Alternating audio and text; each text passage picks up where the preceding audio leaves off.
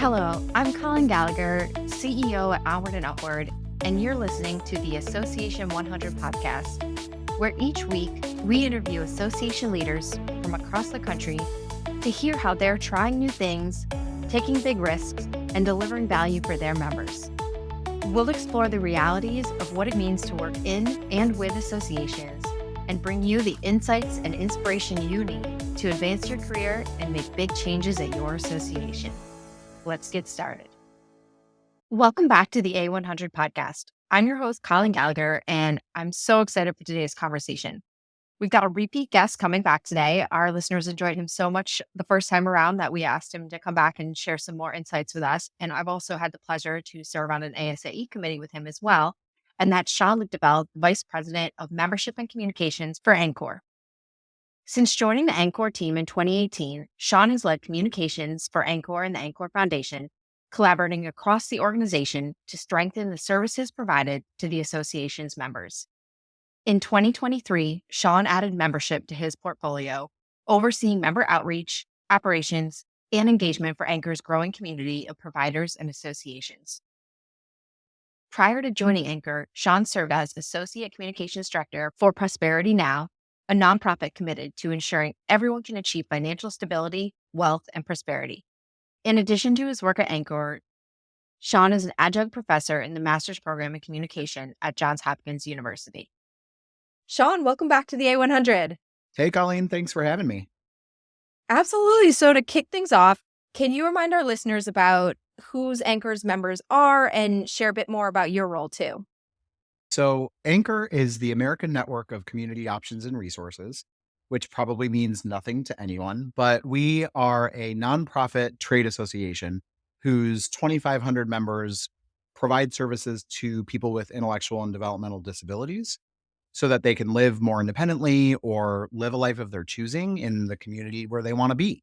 I have the pleasure of serving as the Vice President of Membership and Communications at ANCOR. So I've been with the association for about 6.5 years, and I have the fortune of leading two separate but closely linked teams to do everything from member operations to outreach and engagement to communications, marketing, public relations. As they say, I am a jack of all trades, but master of none. I imagine you have an awful lot on your plate because those are two really key areas of association work. But I also think a lot of our listeners can relate because we have a lot of smaller staff associations out there where people have to wear a lot of different hats. So how do you balance those responsibilities? Because those are two big departments and ensure each area really receives the attention it needs. How do I do that, like in an ideal world or in the real world? Because those are also very different things. I always like to joke that you haven't really lived that association life until you've had an ampersand or two in your title. And I feel that because when I started at ANCOR, I was really only overseeing communications. And then my role expanded to include membership about 1.5 years ago. And I would say it is a balancing act for sure. And I think where I struggle with it, I definitely am somebody who wants to do everything and wants to do it all right away. And I'm impatient and I want to see results. But what I think really helps to really balance it all is two things. One is recognizing that you can't do it all. So you should be honest with yourself and commit to doing what you are going to be able to do and doing it well. But the other thing is just surrounding yourself with incredible people. So I'm really fortunate that my team is full of really talented folks who know what they're doing. They're committed to their work. And so I often joke that they're the ones managing me because they can help direct my attention when my attention gets a little bit too scattered. I love that. And like I said, I just know so many people that can relate. And that was my world when I worked in association. So I get it. But I love seeing how you're getting it done. And I remember last year when we chatted and Megan interviewed you for the podcast that we were so impressed by the work you all were doing. And I know advocacy is a really significant part of your work. So I'd love to Yep. hear more about how you approach advocacy comms and how you ensure that your members' voices are heard at that federal level. Yeah, it sounds kind of cliche, but I think it really starts with just that active listening to more deeply understand what are the things keeping our members up at night and what are the things that they're concerned about in terms of their ability to do what they are there to do, which is to help people have opportunities that they might not otherwise have. So, in some ways, when I say active listening, that means in one on one conversations or when we have the fortune of going out on the road and talking to our members, presenting at different conferences and things like that. But it's also things like being able to solicit feedback. We host a lot of members only briefings or town hall sessions where we hear what folks' concerns are. We do a lot of surveys so that they can report to us uh, if they have concerns about a new federal regulation or if they are struggling with recruitment and retention of the workforce in a way that's different from what they've experienced before. So it's really doing that active listening and then translating that into opportunities for them to take action in service of those challenges, right? We really try to respect their time by making sure that we are minimizing the number of asks and facilitating their ability to make good on those asks. And then once we have their attention and have learned from them what they care about and gotten them to take some action, then it's like creating that two-way feedback loop and reporting back to them on the status of the legislation that they've taken action on, or helping them understand how the final rule that was issued by the administration was different from the way that it was proposed or things like that. So it's really about keeping that cycle going and making sure that it always starts with what are their needs, what are their challenges, and what can we do as an association to better support them. It's great that you mentioned active listening. The ONU team just got back from ASAE's annual conference, and we interviewed 30 or 40 people there, and all of them are doing really successful things at their association. And without failure, when I asked them about how they work with their members and how they have this success, it came back to listening to their members and actually acting on it, not just saying, well, this is what our members need. So that I think that hits the nail on the head. Yeah, I think you're right. And I feel silly saying it because it seems so obvious. But at the same time, our members are in this business of human services, right? So we always use air quotes when we talk about our industry because it feels weird to talk about human services as an industry.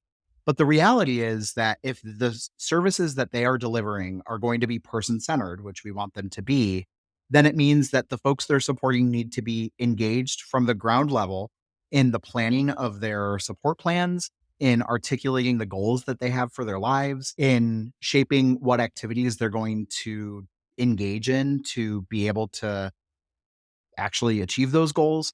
And so the idea that we wouldn't also be person centered by understanding what it is that our members need, it just seems a natural fit. But I can totally see why it would be easy for associations to get really focused on what it is that they think their members need. And you lose sight of what's actually important to the membership and how they're experiencing things on the ground in real time. Yeah, and I think that does happen a lot with associations because you are so busy and you have so Right. many things to do and you fall into that mode of, well, this is how we do it and this is what our Yeah. members need. Exactly. And also there's a lot of doing things the way we've done them before because that's how we've done them. And whether or Right. not we should be doing it that way or whether or not there's a smarter way to do it, we're so busy and we are sometimes so under resourced that we don't even ask the question of, is this actually the highest and best use of my time right now? Yeah, 100%. So you mentioned that your sector, certainly faces some unique challenges. Yeah. How do you all adapt your comm strategies to address these challenges and really support your members effectively? That's an interesting question because it does feel like things are changing constantly. And yet it seems like the core message that we're advancing hasn't really evolved, right? And that's because the challenges that we are facing in the broadest brushstrokes haven't gone away, right? So in our community, for example, the biggest challenge is that our members struggle to recruit and retain direct support professionals, the people who are actually delivering the services to folks with disabilities. And that has to do with the way that Medicaid, which funds our services, is structured, how it's a state and federal partnership. So there's all of these complicated issues that make it impossible for our members to pay their employees the way that they deserve to be paid. And so we're constantly fighting for deeper investments in those programs so that we can recruit and retain more staff, more qualified staff, and ultimately deliver better services to more people. So the message is always the same, despite the fact that the challenges are evolving. But I think where the challenges evolve, that's where the communications really is most effective if we can take advantage of the opportunities that sort of arise from those challenges. Not to be cliche and say that from challenges arise these great opportunities, but I think we really do see that. So COVID-19 was a really great example, right? You have people who are supporting folks with like intimate activities of daily living working in their homes.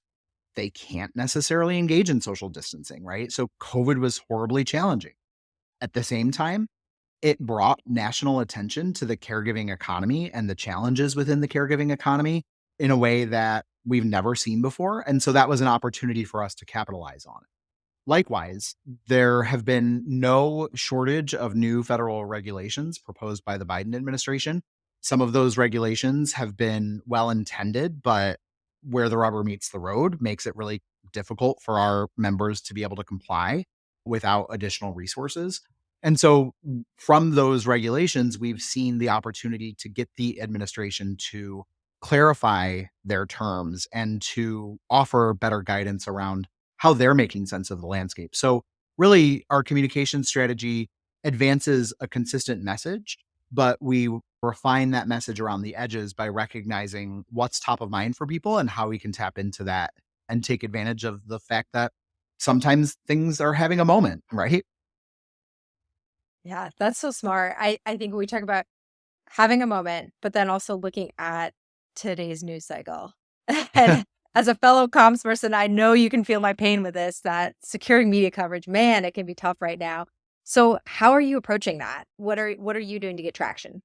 I think tactically, it's recognizing exactly what you just said, right? That the media environment is not what it once was. It's never going to be what it once was. And so figuring out what that means for reporters, right? Newsrooms are getting smaller. The way that people construe the scope of things that they cover is evolving. The pressure on journalists to be able to build their personal brand and have their following on social media and all of those things make it more challenging, and acknowledging that it is a critical first step. But then I think it's really, for us anyway, it's about finding the intersections between your issues and the issues that are top of mind for other people, and whether that's the journalists themselves or their readership, but being able to tap into the thing that's interesting or unexpected or maybe related to. A lot of the job, I think, is drawing connection between two things that seem unrelated. So we often are talking about Medicaid policy and healthcare policy and things like that, but we have found that housing reporters are really interested in talking about those issues because, especially in cities like Denver and New York and San Francisco that are having housing affordability crises, one of the biggest barriers to people receiving disability services is being unhoused. And so recognizing that there are intersections between these issues, but we have to explicitly point out where those intersections are, has been one of the most critical parts of maintaining a level of coverage and a level of visibility for our issues. That's really smart again, and just such tactful thinking to because it is hard. There's so much noise right now, and you see those stats when Muckrack and Cision release their reports of how many pitches a journalist gets every day, and it's Right. wild. So you've got to be smart like that in terms of your pitching. And I think likewise, when you talk about noise, Yeah. communication channels right now. So there's a million different things available. How are you determining the best channels to reach your membership and ensure your messages resonate, especially given the limited resources to get all that done? If you could tell me the answer to that question, that is the $1,000,000 question, right? I think Right. my team is having this conversation actively right now around what do we wanna do with social media and where do we wanna be engaged? Because it doesn't look like it has, and I feel like the way we answer those questions today might be different from how we would have answered them 6 months ago and how we might answer them 6 months from now. I think what we're really thinking a lot about is the balance between recognizing that preferences are changing and people are engaging in different platforms, while also understanding fundamentally that taking on a new platform means building a following and spending resources that we may not necessarily have.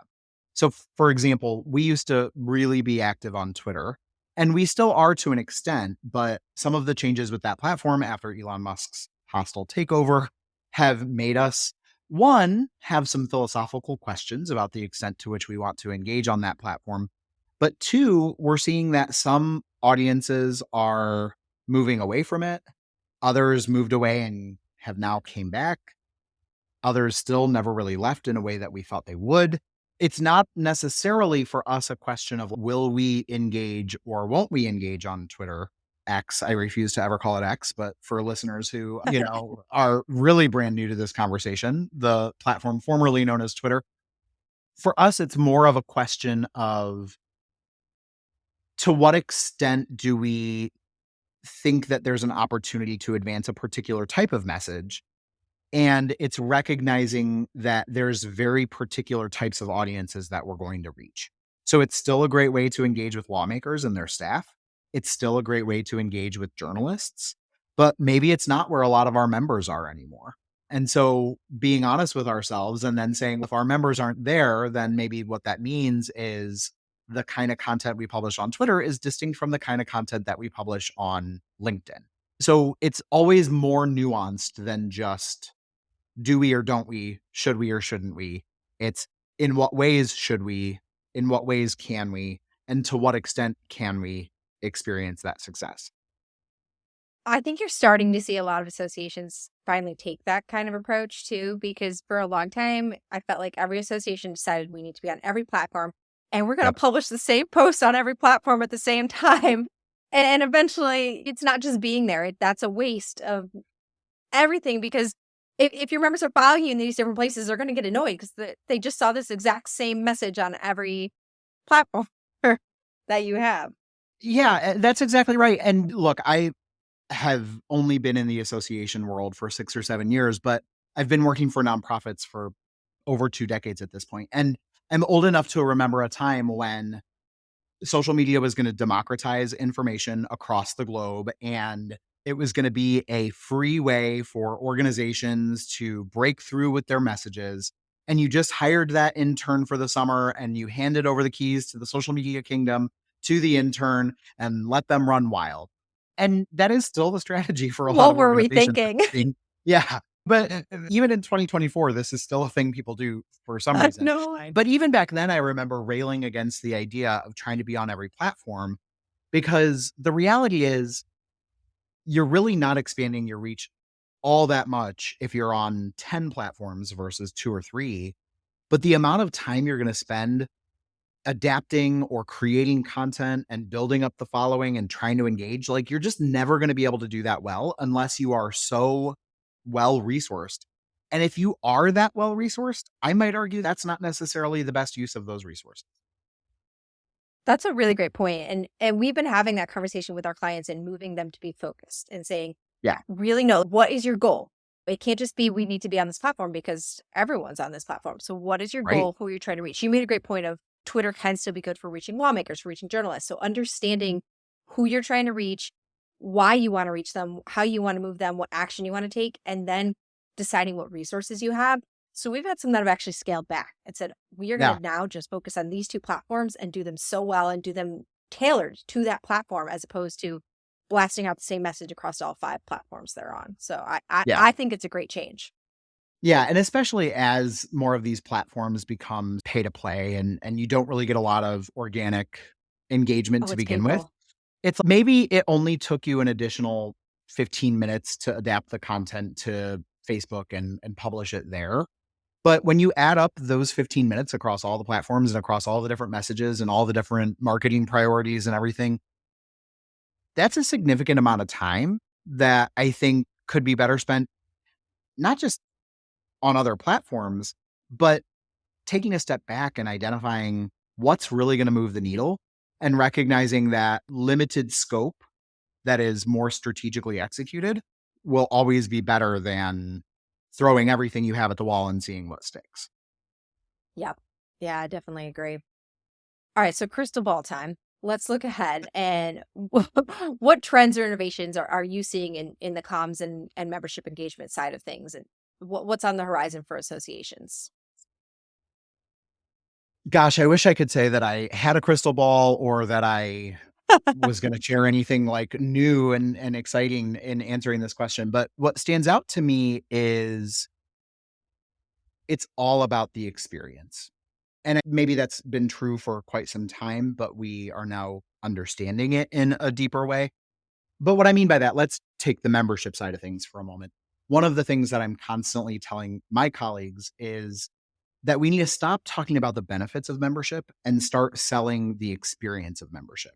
Right? It's one thing that we provide all of these great newsletters that people can receive on a weekly basis with information about what's happening in different states and what's happening at the federal level and events and opportunities are on the horizon. Those things are all valuable benefits of membership. But a lot of that information could be discerned from other sources if a person wanted to spend the time and didn't want to make the investment in membership.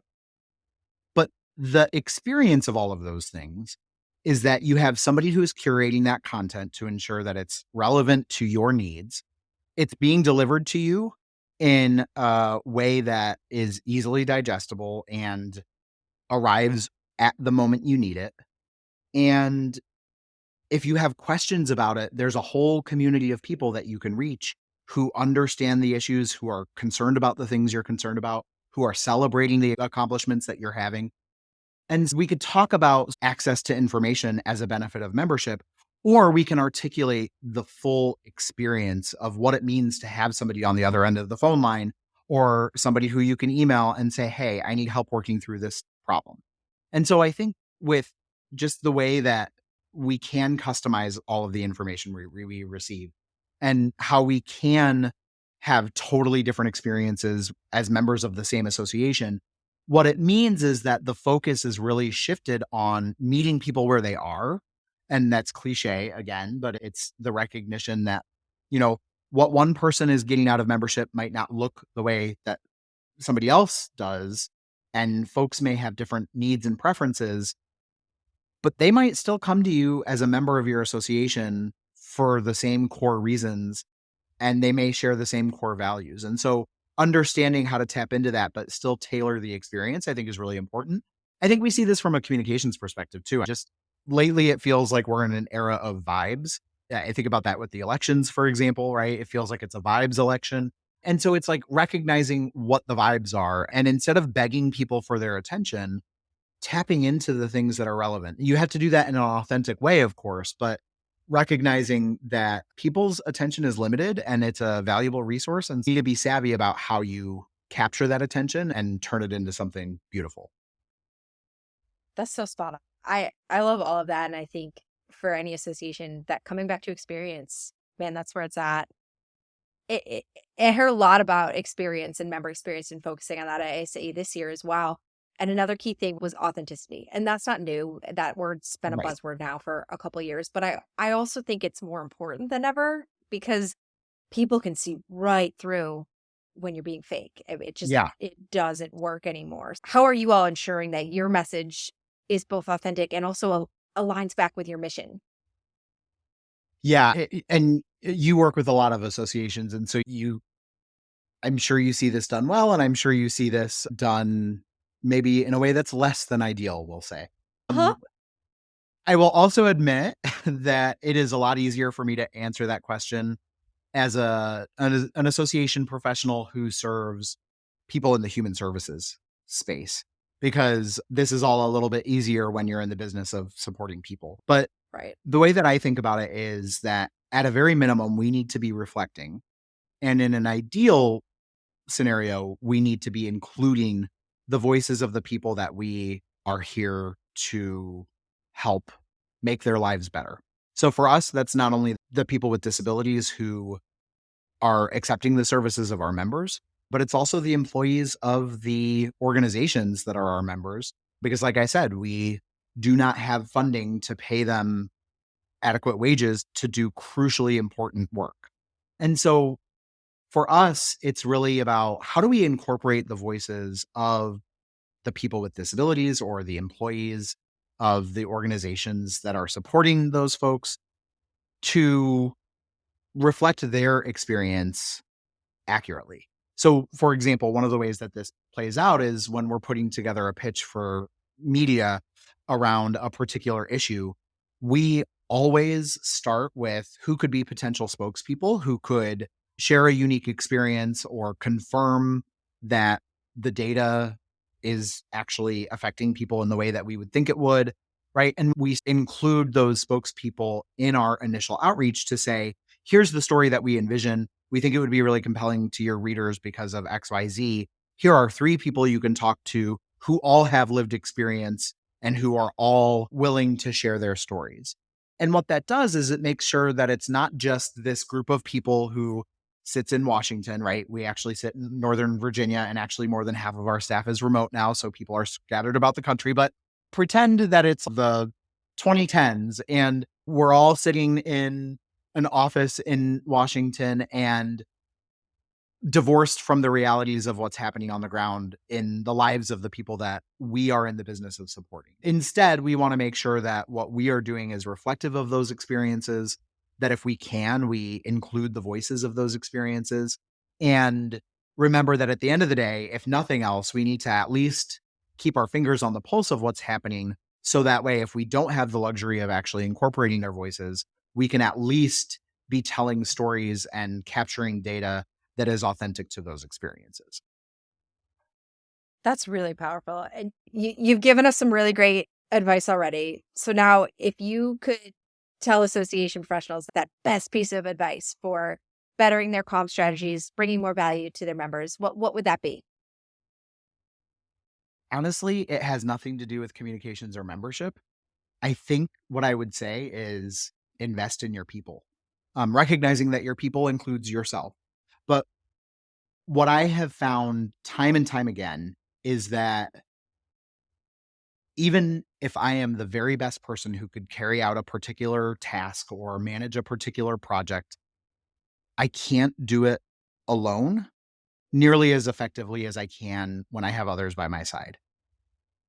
But when you have others by your side, it's up to you to ensure that they feel supported and valued and that they have the space that they need to do their jobs effectively. And investing in your people sometimes means taking risks and allowing them to take chances. Maybe it means supporting their professional development.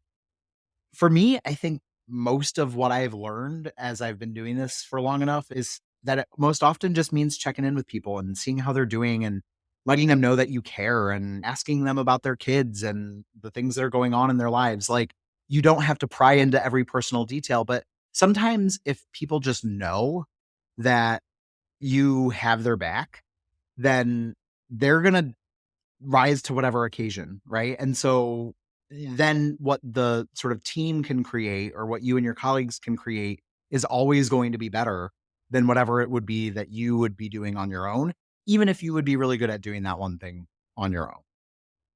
Amen to that. It always starts with the people. Yep.